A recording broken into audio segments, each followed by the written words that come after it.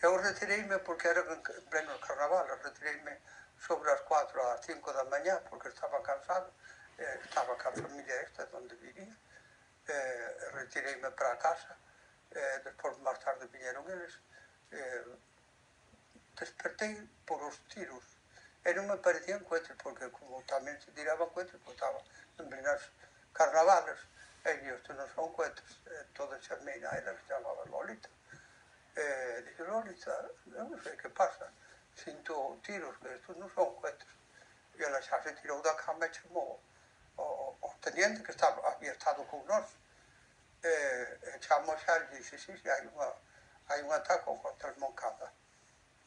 E iso, recorda que hora máis ou menos puideron empezar os tiros? Por as 6 da mañá, porque eu retirei-me sobre as 4 e pico a 5 e foi ao pouco rato e xa eles xa tamén chegaran e xa estaban na casa cando foi dos tiros. Eu creo que era entre as 6 e media da mañá. E duraron moito tempo? Bueno, duraron, eu que sei, pues durarían como unha hora. Sí, porque entón foi fallido o golpe. E xa, entón os principales cabecillas retiráronse. E cando se levantou, había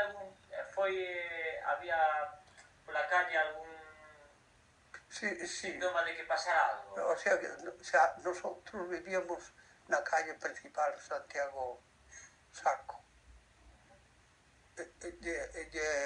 Frente donde vivía estaba Correos. E Correos tiña un pasadizo dunha calle da casa donde vivimos a calle Aguilera.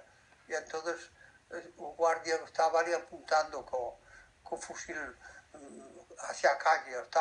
Víase que estaba nervioso e preocupado o guardia de Correos, que había un guardia ali en Correos, un militar.